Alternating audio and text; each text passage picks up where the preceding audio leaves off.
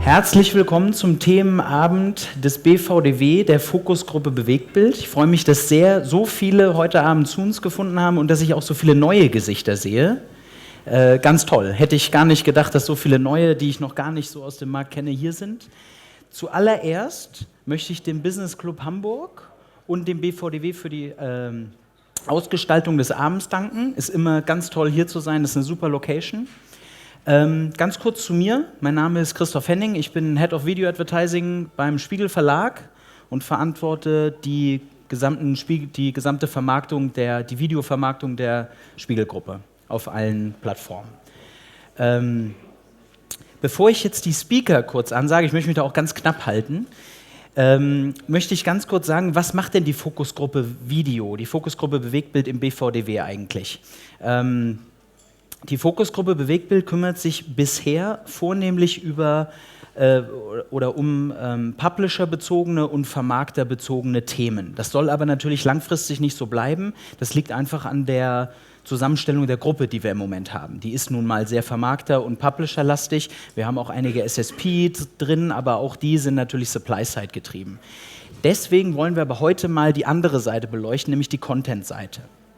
Und deswegen bin ich ganz froh, dass ich heute Sven Christian, Head of Video bei Spiegel Online, begrüßen darf und Steve Langdon, Director Strategic Consulting bei Oyala.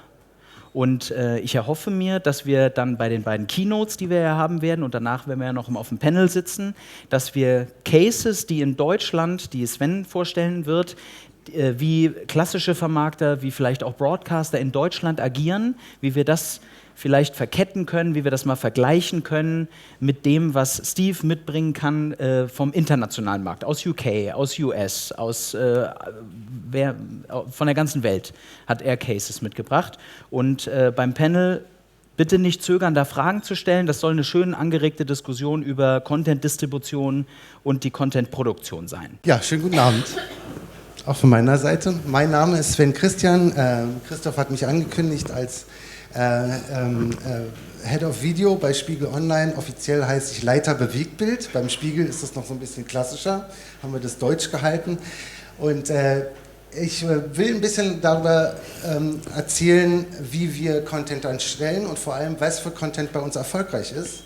Und zusätzlich auch darüber, was für Risiken wir damit eingehen können, in dem Versuch, viel Reichweite zu erzielen. Dazu später noch. Was ich tue, wofür bin ich zuständig? Ich bin 48 Jahre alt, ich bin seit 17 Jahren beim Spiegel. Ich habe angefangen bei Spiegel TV als Nachrichtenredakteur. Ich habe die Vox-Nachrichten als ganz normaler Redakteur gemacht, dann bin ich CVD geworden. Dann haben wir XXP, einen Fernsehsender gegründet, der relativ erfolgreich war, den wir dann später an D-Max an Discovery verkauft haben, der jetzt D-Max ist. Und 2006 habe ich angefangen, mich über Videos im Netz mich damit zu beschäftigen. Wir haben damals als Spiegel TV die Nachrichten für Spiegel Online produziert und haben den Fehler gemacht, den glaube ich alle gemacht haben, zu sagen, hey, wir machen einfach Fernsehen und packen das ins Netz und es wird schon funktionieren. Und Überraschung, es hat nicht funktioniert. Dann später habe ich mit Kollegen zusammen Spiegel.tv gegründet. Das sind jetzt die beiden Plattformen, die wir vom Spiegel als Bewegtbild betreiben. Spiegel.de produzieren wir Videos für Shortform-Content, Nachrichten, kurze Geschichten, und für Spiegel TV ist eine Plattform, ist ein Web-TV-Sender, der Lean Back funktioniert. Also der Zuschauer kann sich einfach lange Filme angucken, Dokumentationen. Die Längen sind so zwischen 7 Minuten bis 3 Stunden.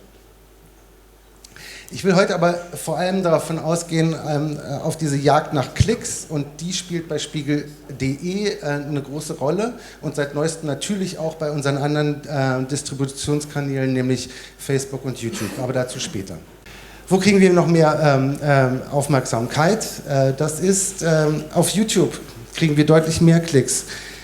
Wir produzieren nicht extra für YouTube, wir haben aber einen Kanal und platzieren dort auch Nachrichtenvideos. Interessanterweise sind unter den Top 3 völlig andere Filme.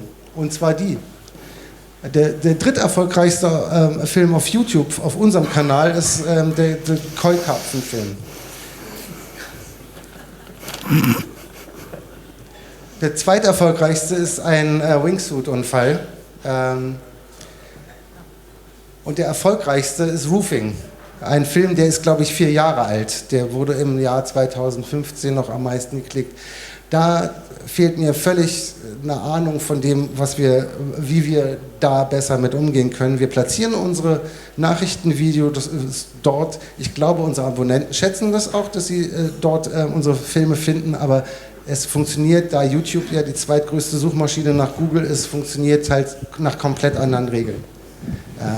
Und wir diskutieren natürlich auch, meine Geschäftsführer fragen mich auch, YouTuber, die sind doch so erfolgreich, ne, mit Millionen Klicks und so weiter und so fort, macht doch auch sowas.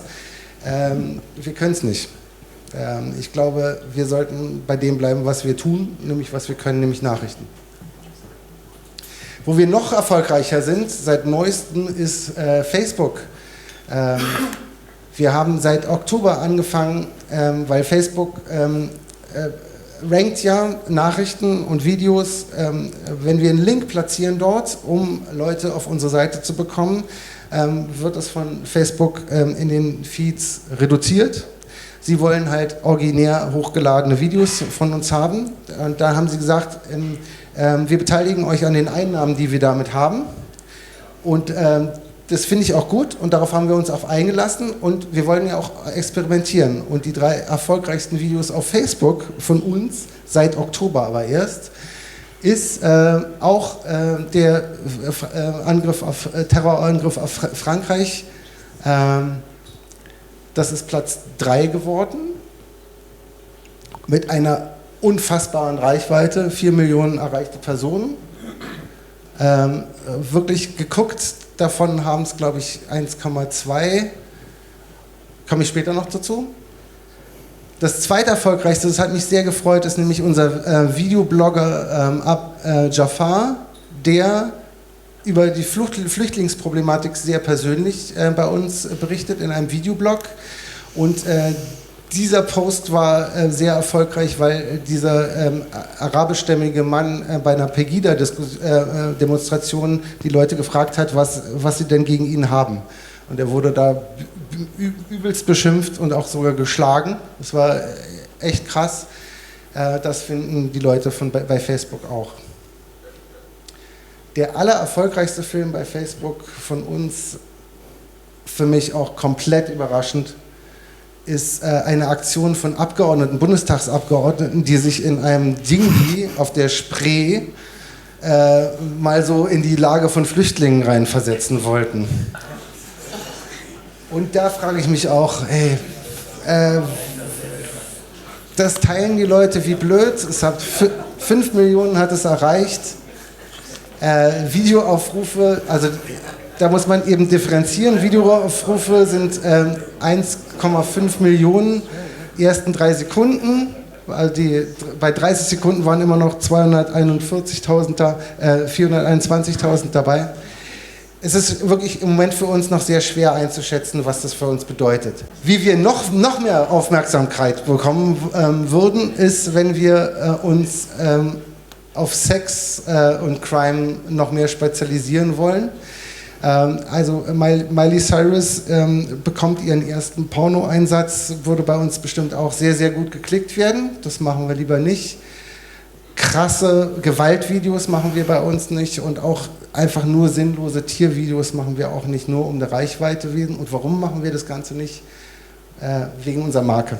Vielen Dank für eure Aufmerksamkeit. My name is Steve Langdon. I work for Uyala, which is the online video provider that specialises in monetization, analytics and advertising technology.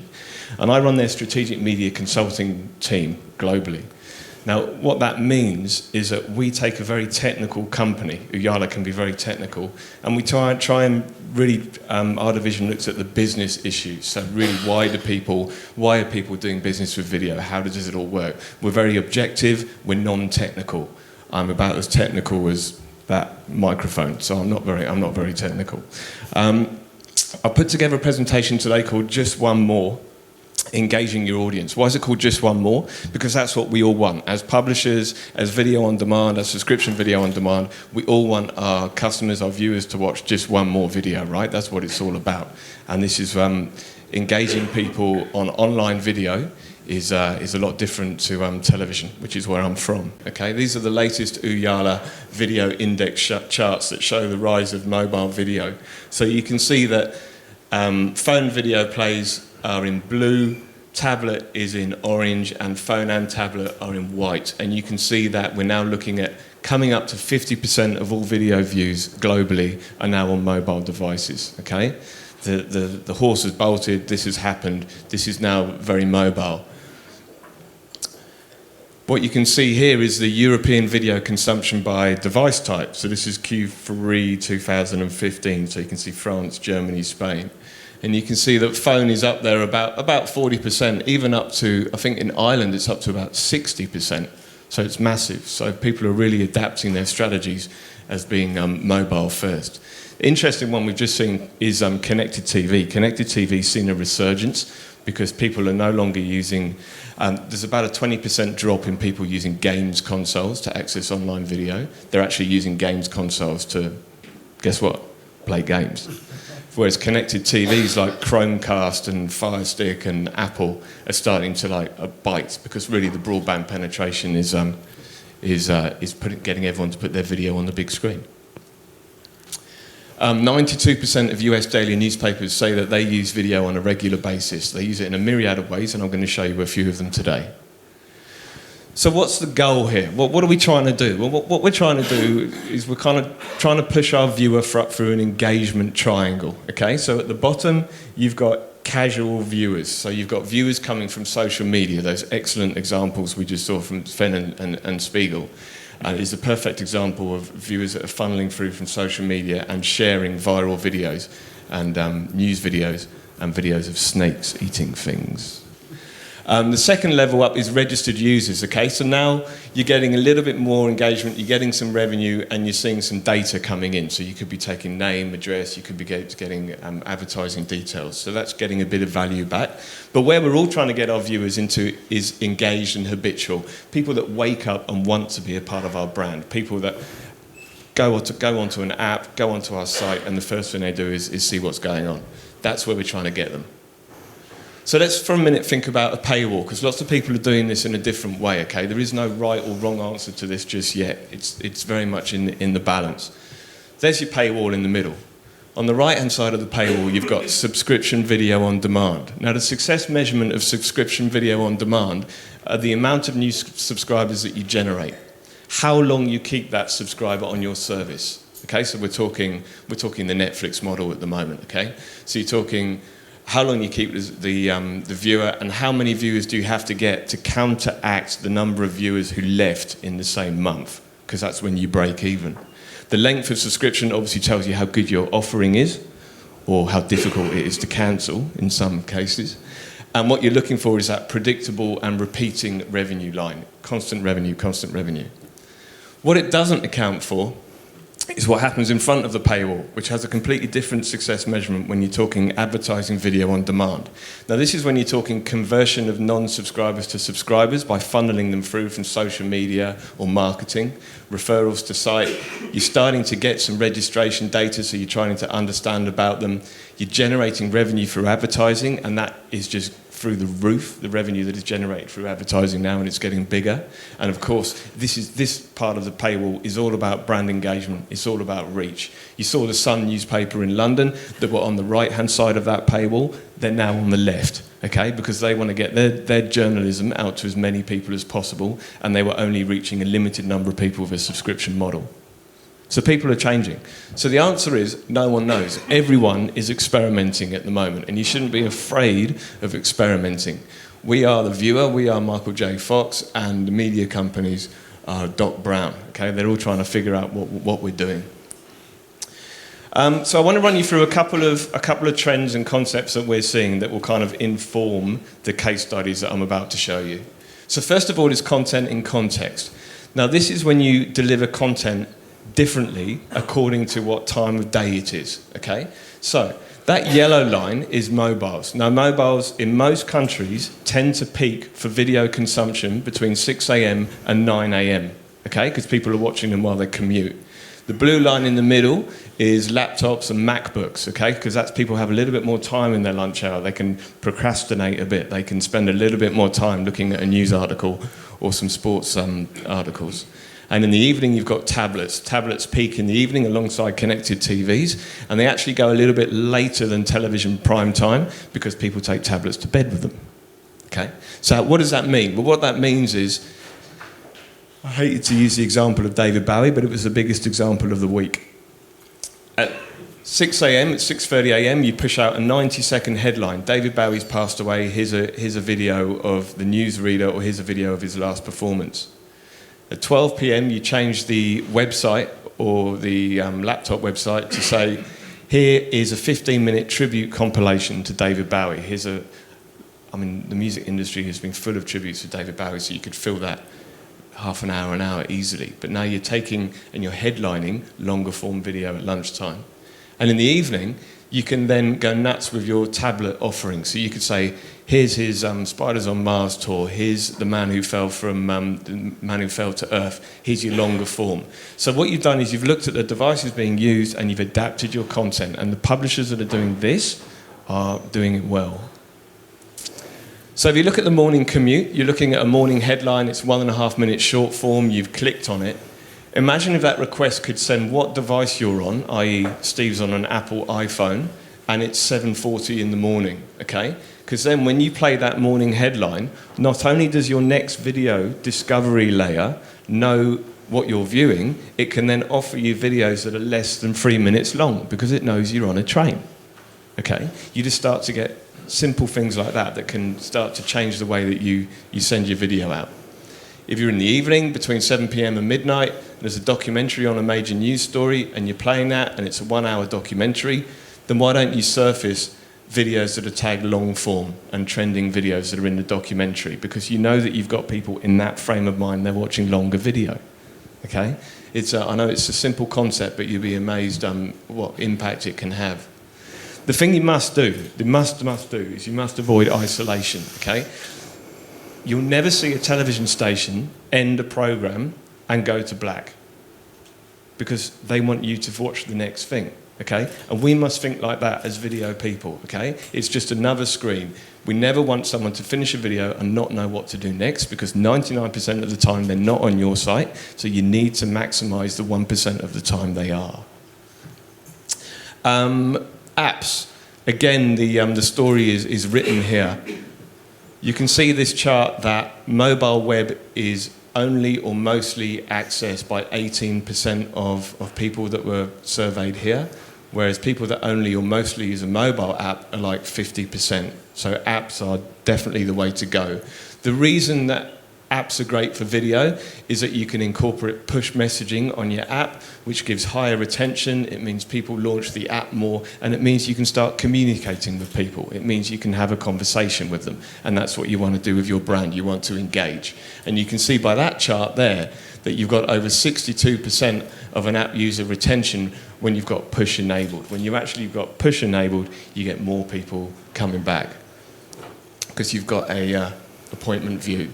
And what we're starting to see now, very cleverly, is that some people are looking at preloading content. Okay, so while your phone sits on your bedside table overnight, you as a publisher can send down the morning headlines, okay? And then that sits on a phone, and then when you're on the train in the morning, you can notify them on the app that a video has been downloaded, and then they can play the video.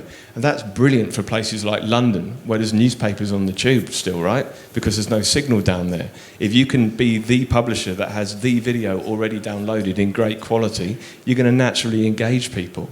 And we're seeing some good advances in that in a couple of Silicon Valley companies that we're keeping an eye on. So what does that mean? How do you take that content in context sort of concept and apply it to what's going on. Well, I think one of the examples at the moment is the New York Times. The New York Times has something called mobile moments, okay? So when you go to your mobile app on the New York Times, it knows what time of day it is, okay? So it brings up a menu. And that menu isn't a complicated algorithm. That menu is in natural language. So it says, hey, good morning. What do you want to do? Do you want to follow a developing live event? Do you want to update yourself on something you missed? Do you want to help you plan your day? Do you want to stay connected? Okay? So it's like instant personalization, and of course it learns your daily habits, and you can include video in that. It's integrated and it's relevant. This is a very good example from where I lived for a long time, Australia. The ABC in Australia, which is the equivalent of the BBC in the UK, has a show called Good Game Pocket. It's a gamer's 15-minute show. And what they do is it's targeted between 12 to 24 years old, and they push it out to PlayStations and Xboxes at 3:30 in the afternoon, because that's when the kids come home from work.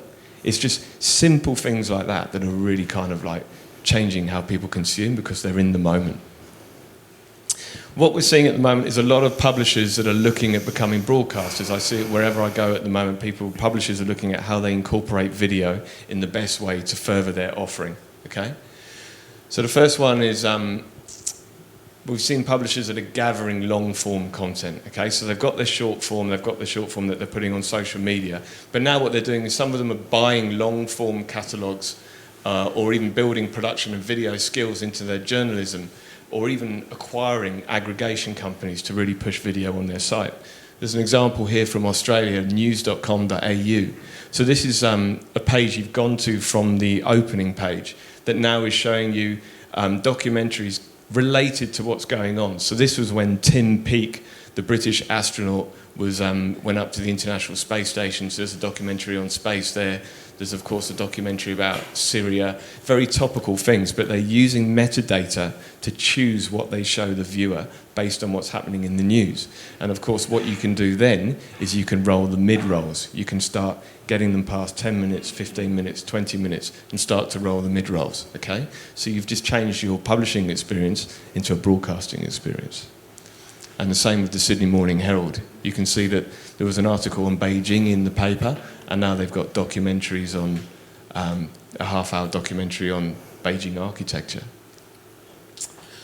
Bloomberg's a good example of someone who I think are doing a good job at the moment. Bloomberg have taken their offering, this is kind of their video screen. It kind of has a good discovery section at the top and it plays a video. But what it does is the story, people want to read the story as well, it changes the story along with the video. So you've seen on some sites that you go to where you watch a video and it's in context and then it rolls to the next video, but you're still seeing the old news story. That's a bad experience. So Bloomberg have really thought about how they provide information in line with what video they're showing. Yeah, it works a treat. And this is a good one. This is a really good example of how video can illustrate a story. This was the Washington Post did this. This is Joshua Bell, who's an internationally acclaimed virtuoso violin player. Okay, this guy fills symphony halls, and he did like the night before. And what they did was they sent him off to perform in an underground station. Okay, and they wrote a long story about the fact that 1,600 people walked by him, but only a few stopped to watch. Now that story was great, but it meant nothing without video. They filmed the whole thing from CCTV cameras, and every single person they had a story about, they made sure they put the video alongside. Okay? So they let the video tell the story, and that's just so important. Because when you take video and it can augment and it can even sort of like increase the power of a story, that's a wonderful way of using it. The sticky video players are getting more prominent. We like these a lot. So this is a news site, David Bowie News, by that newsreader there. If you scroll up to read the story, that video goes whoosh, and it goes up to the right-hand side. So you're still viewing the video, but now you're showing that you want to read the story, so the story's scrolling as well. Again, it's just giving you what you want, okay? And that's what it's all about, give them what they want. I think, anyway. I think one thing that's going to be big is 360-degree video, which will then become virtual reality. We're seeing increased investment into 360-degree video, and what we're seeing it used for is to really put people in the point of view of someone who's watching that. I think it's great news for publishers because you can really sort of get behind the story. So how about getting the point of view of a presidential candidate when they're in a debate room, right? Or an American soldier, or a sports camera angle, or an amazing building being built. Okay, it's quite staggering. And if you've not seen one of these, here's one I did earlier. So you can basically, these are divers. There's just one single camera that takes all the angles.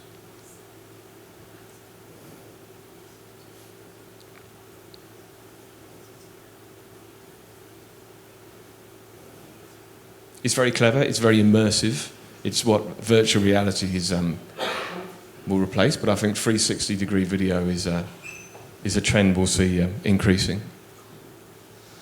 Another one we're seeing, particularly in the US, is making your news local. Okay, so you've got local TV stations that are only broadcasting in one area, and they're not really viewed very, very well. So what this company's done here is they've aggregated video content, and they basically have an app that says, "Hey, where are you?" So it's got a geosensor on it, so it knows you're in New York, it knows you're in Chicago, it knows you're in Buffalo, and then it gives you all the news localized for that area. Okay, so it's like a personalized local news service. And we're seeing a couple of those pop up, and local news is big business, but the thing they haven't got is reach, and this really helps them reach out, and it really helps people from that area stay in touch with their local news as well, because they can force it to say where they are. So localization. Now the Beaver County Times, you probably wouldn't put alongside innovation, but you would in this respect. Because what the Beaver County Times have done in America is they wanted to outdo the local TV stations. So they built a journalist video hub on Roku TV, okay? They had their own kind of Times newspaper thing rolling, but they built their journalist video hub on Roku. And they said, how are we going to get people to watch that? Well, they gave it away.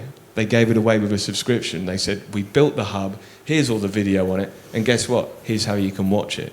Okay, so when you subscribe to the Beaver County Times, which I know a lot of you are about to, you can get a free Roku. And then we're seeing some trends in what people can do with long form to short form, okay? So say you've got a full news bulletin of 30 minutes with lots of articles in it. What you can do, just so you can upload it quickly, is you can break it into stories, okay? So just like when I was in television, you can do an in point and an out point, and then you can either share that with social media, or you can even run a mid-roll before it. So if you've got a 45-minute piece of content that normally would generate one pre-roll, all of a sudden you can generate about 5 or 6 pre-rolls from it. And there's a company in London that films concerts at Wembley Stadium, and they just want to get first to air. They want to get the very first one that puts the concert up.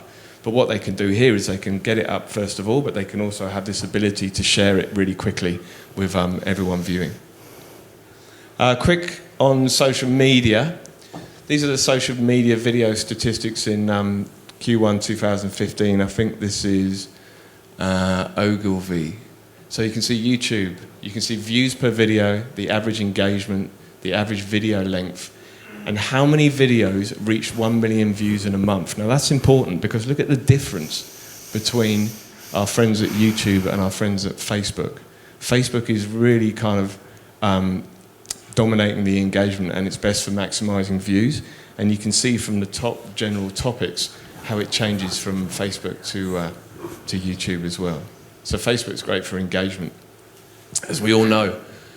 Insights for Facebook on video. Obviously Facebook encourages conversation, pop-in views and engagement. It's you need short and sharp video for Facebook. The overall aim of Facebook is to get you watching something and then get you watching something else. Okay? They don't want to keep you on the same thing too long, so we need to sort of understand that and move with it. There's big drop-off on Facebook after 2 minutes. 1 minute 28 is the average length of a video on Facebook. Okay? I wouldn't go much above that. The thing about Facebook is videos are auto-played without sound, so your first frame is critical. It's got to kind of like be the hook. It's got to get people into the video, so title cards work really well. Here's an example of one that works well.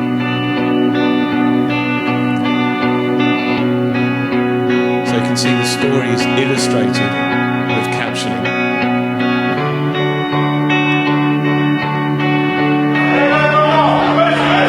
You ain't no Muslim, bro.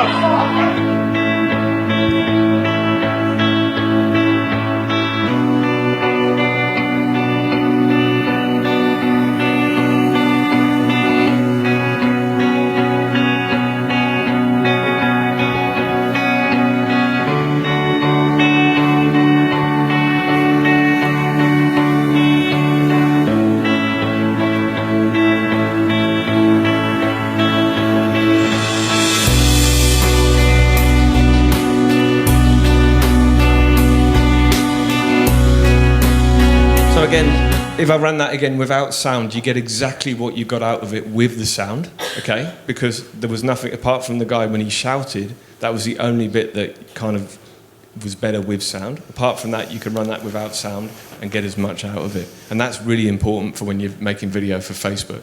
Sports brands use Facebook very differently from YouTube. One of our customers is Arsenal Football Club in London. Not many Arsenal fans in here, probably.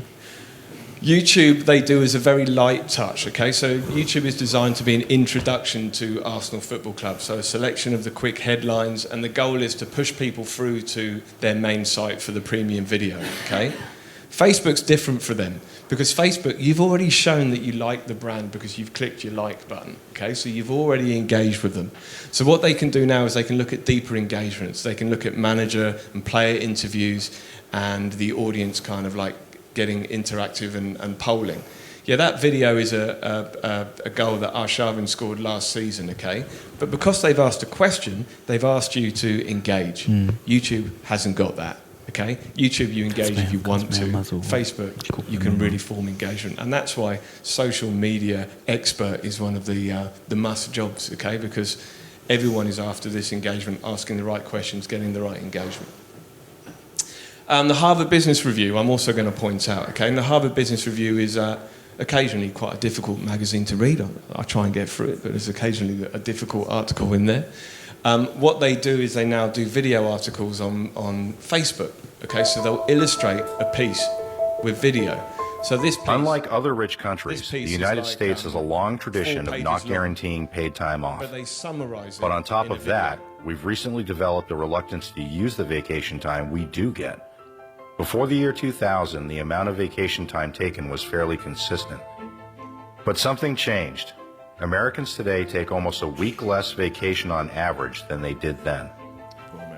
And in 2014, 42% of Americans didn't take a single day off all year. You've got a whole brand new We're not entry only point taking for the less brand, vacation because now time, it's not we're that also putting in more complicated hours because on the you can now watch job. a video, For and that instance, might in get you more 2006, interested. Americans That's worked an just average clever, of right? 11 hours. Finally, I just wanted to talk to you about video data, if I've got a couple more minutes. Using video data, because video data is absolutely essential. Now, I come from the television world where we only found out how well our show had done in the morning, because then you find out what audience you got. We're so lucky in online video, and one of the reasons I moved across is because we can analyse every single interaction that someone makes with one of our videos. But the thing is, a lot of that is disappearing. You say to people, do you have a data strategy? And they say, yes, we collect it. Well, that's great, you collect it, but what do you do with it? Because how you action it is the most important thing. Now, at Uyala, when someone watches a video, we collect events. We collect a lot of events, okay? So the player loads. Well, that's important because it means that the player's loaded and it hasn't gone wrong, and we don't need to call the technical team. A viewer's clicked play. Well, that's important because we want to make sure that the thumbnail was engaging and the text was engaging. A viewer has got through the advertising. Well, that's really important because it shows how compelling the content proposition is. A viewer's got to 25%. Great, they're engaged. A viewer's got to 50% mark. Great, we could run a mid-roll there. A viewer's clicked replay. That's good, it could go viral. And a viewer completes. I mean, that's just a small sample of the data that we take from every single video. And what you can do with that is amazing when you talk about what content you should license. We've got a company in Asia Pacific, who actually use our video analytics to help them decide which presenter to put on their online video series. Okay, because they try out presenters and they look at the drop-off rate throughout the video. So instead of audience focus groups, which are very, very expensive, they use video analytics. It's just simple things like that are changing how people do business. So if you've got a business question of what are my total views per video plus the advertising, well, the metric, our product's called IQ, so it's in there. We have video performance by device, by operating system, by geography. So the result of that, what action can you take? Well, you can analyse all the content played into each territory. So if you've got a high-performing discovered video, raise it on the homepage, okay? Let more people find it. If you've got a new asset you uploaded last night and it's underperforming after 50%, well, you might want to go back to the edit team. You might want to say to the edit team, hey, we're getting a big audience drop off at 3 minutes. Is there anything we can do to edit this down, or maybe even split it into 2 videos? That's a content decision. You can't do that on TV. You can only do that with online video. What videos are showing drop off before content begins? Well, that's really important, because if you've got high drop off and you spent a lot of money on a piece of content, like a lot of people do when they produce their own content, just temporarily stop the advertising on it. Yeah? Let's take the handbrake off and see whether it's the content or whether it's the advertising that people can't get through. Okay, so it's things like that.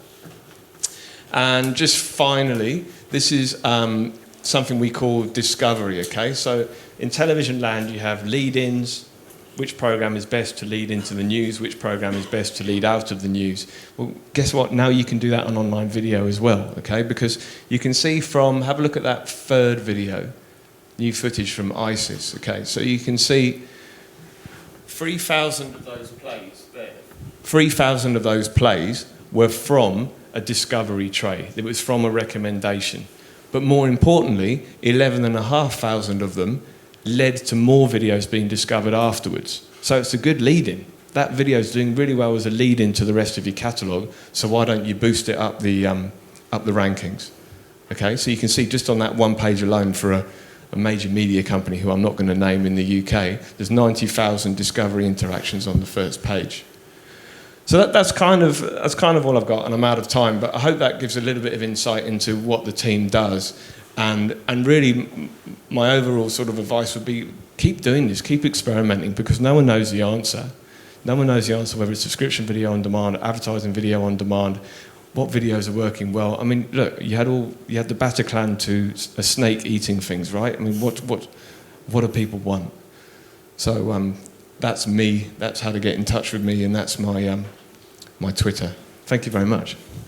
All right, Steve, you talked about how you can, evolve casual viewers to daily returning, engaging fans. When you compare your international experience and all the cases you see over the world, how can Spiegel or other German publishers make that make possible in Germany? How they can create a best case for German news users?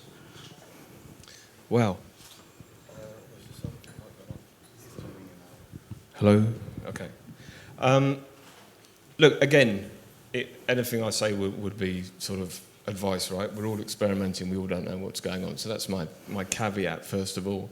But from what I saw from the websites, I think you're going about it the right way. I think it looks clean, and it gives you the ability to explore video once you've clicked onto it, right? And that's we've talked about tonight is the most important thing, making sure that people watch just one more. I think the ad experience is critical. I think it's really important to get the ads right, avoiding long ads on short clips. I worked with a company in Australia who were doing tennis clips, and they were doing tennis clips that were like 20 seconds long and putting 30-second ads on it. Okay, it's just it doesn't really work. I think a lot of publishers are taking the standard 30-second TV creative and loading it onto online video. I'm not sure if that doesn't need to change, but that's not easy, right? Because it needs to change all the way down from the creatives making the advertising. Online's not TV. And content in context, I think, change the way that maybe the home pages are displayed in the morning, lunch hour, and evening, according to device. But I really like the thumbnail images and the descriptions. I remember that, because some people do very small descriptions that don't tell you anything. Some people don't care about the thumbnails, but I thought that was particularly well done. I'm not going to mark it out of 10. All right. So when you talk about ads, what do you think about the post roll then? When you say just one more, I don't know, I think from my point of view, most of the viewers we have, they skip out at post roll and they just watch one video, maybe search for another one, but they skip out of the video when they see the post roll. So do you think maybe there's a technical solution for it, that you, let's say, skip the post roll, do a kind of a revolver play, send out the next content video, and do another pre-roll right after it? Do you have any experience about I this think topic? the most important thing is to give people the option, right? Because we work with a company and they wanted to find out when they should put a coming up next icon up, right? Because if you can show someone what the next video is going to be, then you're not just offering a post roll, you're offering them an experience to stay engaged with your brand. So we worked out the average length of their short form video and what percentage of that people were getting to before there was a drop off in viewers.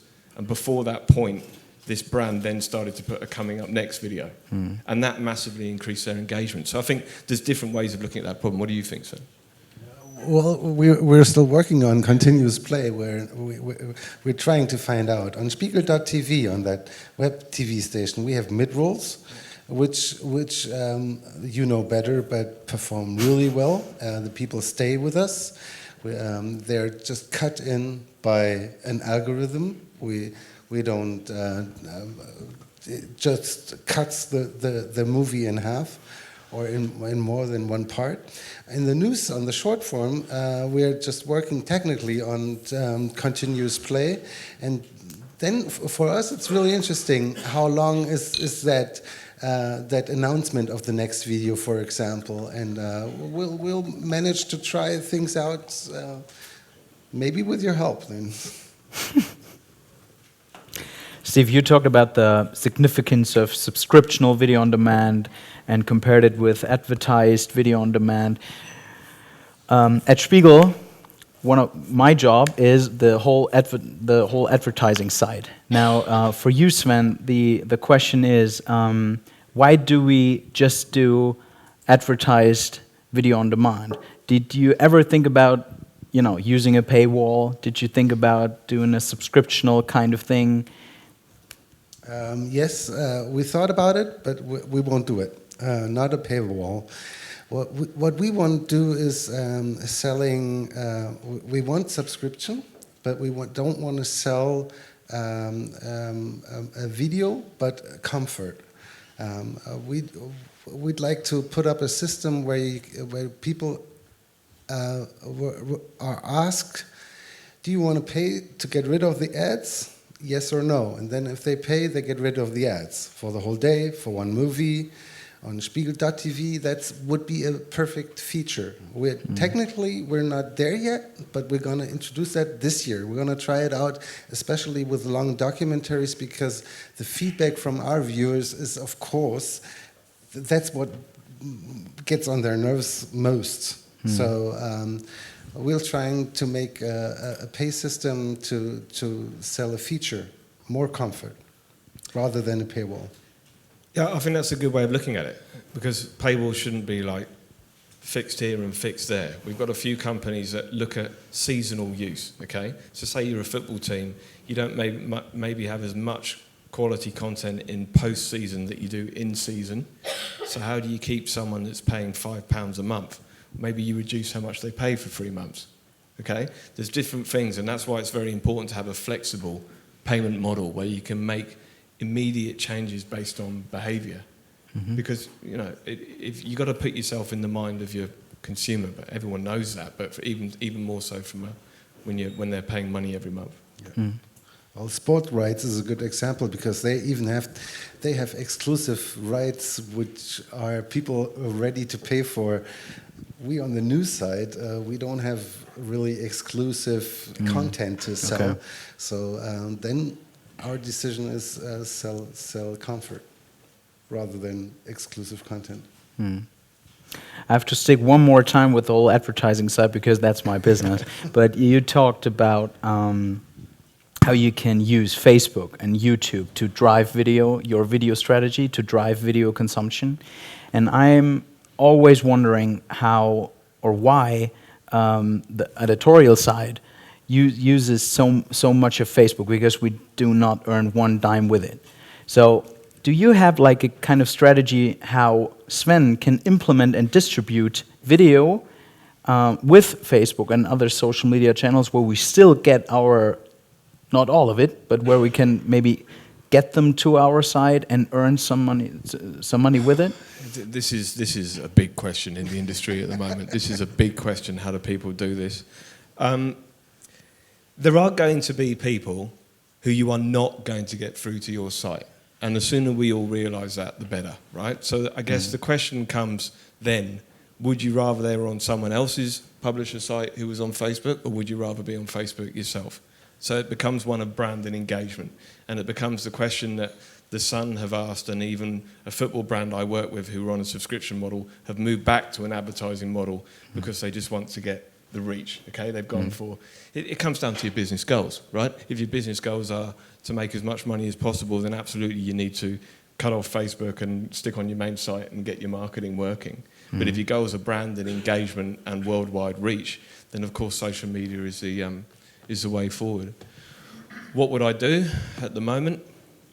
I would exploit each of them for the strengths that they have, get the engagement on Facebook, and maybe what we see a few of our customers do is tease videos on Facebook, okay? So almost like clickbait. I hate clickbait, but you know what I mean. It's like for the full story, for the full announcement, for the full State of the Union address, go to our website where it's streaming, okay? The other thing you can look at is live. We're seeing people do a lot of things with live now. So if there's a live event going on, you can have it on your homepage where it will say live, and you can point to that live event from Facebook and drive posts and do marketing. It's a very difficult question. In that context, what do you think about Vine? What do you think about Instagram? What do you think about the whole other social media channels? Because we just talked about YouTube and Facebook. I know they're the biggest, but what do you think about the others? Yeah, I mean, it just comes down to how you create video for each one, right? I mean, you have to look at who's on what platform and the attention span and whether the phone is vertical or whether it's horizontal, which is the big one that everyone's looking at the moment. Do you produce vertical videos? And if it's a Vine, is it a brand spot? Is it a sting? Because you can't really get a huge message through in 15 seconds, but you can get a tease through.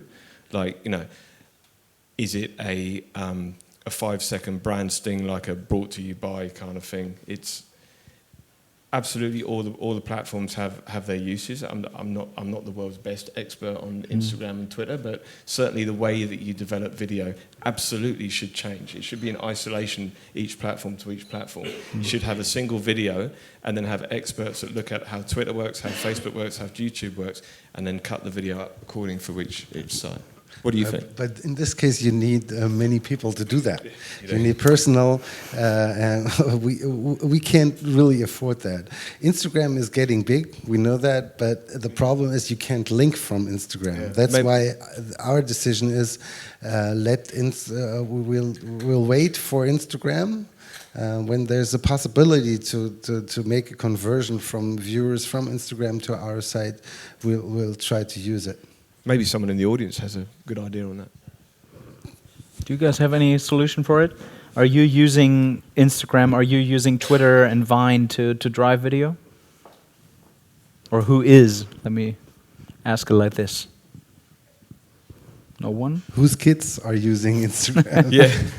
Mine do. Yeah. I don't know what the conversion of this is, but what I watched the last few weeks was that Obama was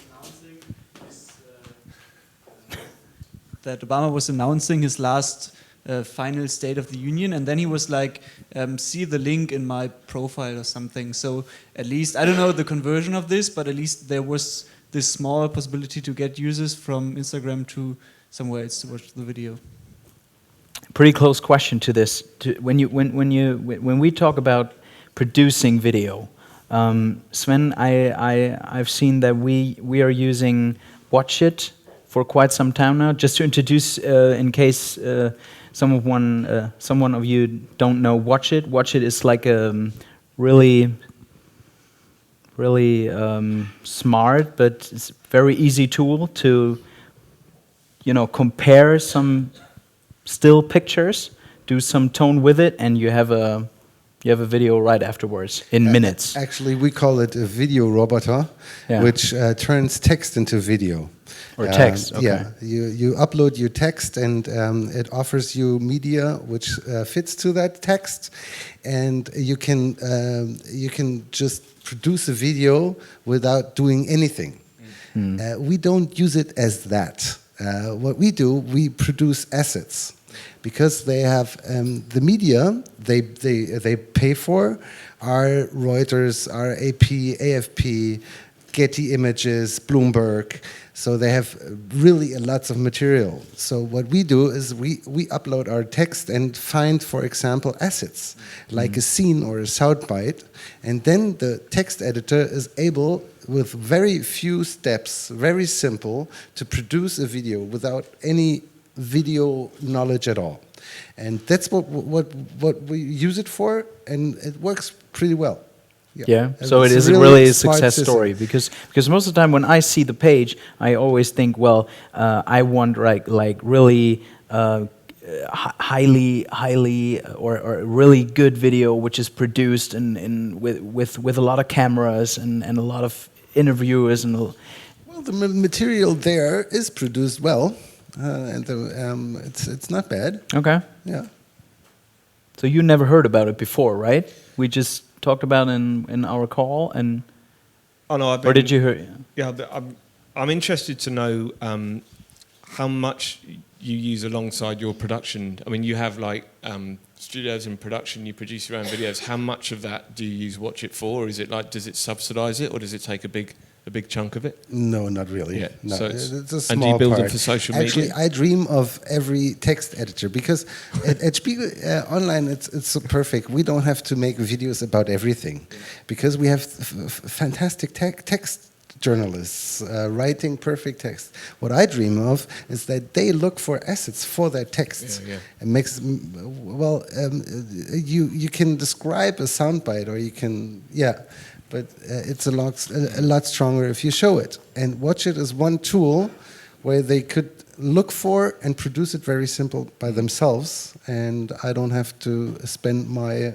colleagues on those jobs. And Christoph, I very politely disagree with the comment about video quality. Mm-hmm. I think that was maybe true in the past, but I think video citizen journalism has really taken the quality of video out of the equation and really put it into the heart of the story. I think it's all about the story. It's about what a video tells. People aren't so worried about the quality of it, unless, of course, it's a Hollywood or a television production. I think in some cases, videos that are shaky, a bit Blair Witch Project, actually get more views due to the authenticity of it. I think particularly publishers use that a lot. Yeah. Right. So Sven, how do you do it that you use this user-generated content and make it premium? And Well, what we do, we try to tell a story with it, and we'll try to extract the story. What's the story about this? For example, this storm. Actually, it's only a storm, but we asked the guy how he felt when the storm was going. Well, what we do is Skype interviews because we don't have the budget to travel so much. So we Skype that guy and we ask him, "You filmed that scene with this storm in front of your house. How did it feel?" And then we also put some information, how long it lasted, what the destruction was, and then we try to put it into context, or else we could post it like it was. Yeah. But that's what we do. We try to to add information to it. Right. I have 2 questions left. What really interests me is, how do you guys see the future of connected TVs, OTT, connected TV, smart TV, all the plays we have there? What's the future of it? Wow. Well, you should have asked me 3 years ago, and I'd say tomorrow it's gonna explode, but it hasn't. But it hasn't. It hasn't. Actually, I myself, I start to use connected TV more and more and more right now. How are we defining connected TV? Because the definition of it has changed in the last year or so. Are we defining it as a manufacturer like Samsung who has a interface that you can plug into the wall if you buy a new television? Yeah. Okay. Or are we defining it as someone who's got an Amazon Fire Stick, someone who's got an Apple TV, someone who's got a Chromecast? Well, for because me, when all the stats, all the stats are going up, to me they're changing the rules on the well, stats. for me, I summarized like all smart TVs with it. That the other one would be all the OTT devices, say Apple TV, Amazon Fire, and all the dongles, the sticks, right? That's what I summarized under it. So how many people in this room have a smart television? And by that I mean a television that's connected to the internet in some way. Look at that. I mean, that answers the question, especially on this side of the room. This side of the room's lagging a bit. But yeah, I mean... And how many use the how many use it regularly? connection? Okay, so it's being used. That's good. Look, I think broadband's... So you think the future's bright? Broadband's had a great deal to do with it. People haven't perceived they have the broadband bandwidth to like get these things working. But I think that problem is now just about at an inflection level where people are coming home and switching off their broadcast TV and switching on their connected TVs, which is great. I see a great future for them. The BBC at Christmas time saw connected TVs as the number one thing to access iPlayer. Okay, that's massive because last year it was tablets. Yeah. So it's absolutely. People are flocking to the big screen for all their premium content. Okay. So, and the last question would be, I guess all of us are interested in it. If you could give just one advice, maybe even to smaller publishers, what would be your advice for 2016 and 17 to drive video distribution? Wow. If you had just one advice, just one sentence. One sentence. Look, or 2 or 3 sentences. I'm a consultant. I don't do one sentence. Okay. Well, my advice would be don't look for distribution and technical stuff. Look for content. That's the central part. As showed for the examples, it's not the camera type. It's not the techniques to edit things. It's only the content that counts. The stories. The stories. Yeah. Yeah. I think the music industry has a lot to offer the future of the video industry. Okay, the reason I say that is that because of the reduced bandwidth of music's been transforming itself for 12, 15 years, right? Video is now at the point of inflection, and the point where we're kind of doing that as well. But look at Spotify for the future of online video. Look at Pandora.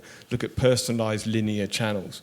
Look at your favorite celebrity or your favorite your favorite sports star showing you what he's watching or she's watching, so you can watch it alongside. Okay, so I think the music industry can certainly help, having a look at the lessons that they've learnt. Keep experimenting is my main lesson at the moment. It's like, make sure you've got flexible payment. Make sure you know exactly what you're trying to achieve. Are you trying to achieve a predictable and repeatable revenue line, or are you trying to reach out your brand to as many people as possible? That's a critical question that you need to answer. And I think we need to watch out for a Netflix and subscription video on demand backlash. And the reason I say that is that I don't think studios are going to hand over their content quite so easily to the big boys now that they've seen that cord cutting is a real thing. Yeah. Okay? I think that studios are going to start withdrawing a bit of content from Netflix and say, you know what, why don't we do this thing? Why don't we do this? And even this morning, I saw CBS and Time Warner have announced that they're working on a standalone service, and what they'll do is they'll take their content off Netflix. Okay? Yeah. The genie's out of the bottle. People get it now. Netflix was first, but I think everyone else is... I think there'll be some competitors coming up. That's a very long answer to a one-sentence question. No problem. All right. Are there any questions out of the audience? So it's a question to the both of you. You mentioned content, and at the unit video, we had a lot of chats about what's so important. We speak tech stuff, analytics, and so on. But what is it? Content, right? And during the last 10 years, we got a lack of content. Where does it come from now? Is it TV production companies which produce own content on own license and start to distribute it? Is it the YouTubers going off YouTube? Is it Watch It? Who else provides content in the next 12, 24 months? Yes. Well, we use a mix of all. We use the content that our TV production company produces, Spiegel TV, professional for TV. We use user-generated content, with very much success, as you have seen, and we produce it ourselves. We go ourselves with cameras out and look for stories, and that's a mix.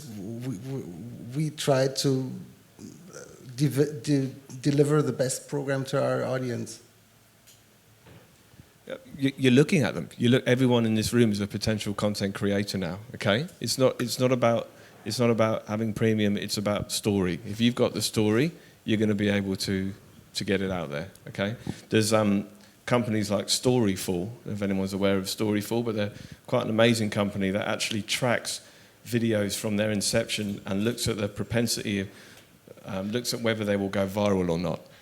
Okay, so it looks at the point of where they might go viral, and then basically it invites publishers to pay for that content. Okay, so it's an amazing world. I'm very glad to have moved on from TV into this amazing world, because I think we're only just getting kicked off. Any other questions? Okay. Dann gehe ich mal auf Deutsch und würde dann das Buffet eröffnen und noch ein schönes Networking wünschen. Dankeschön.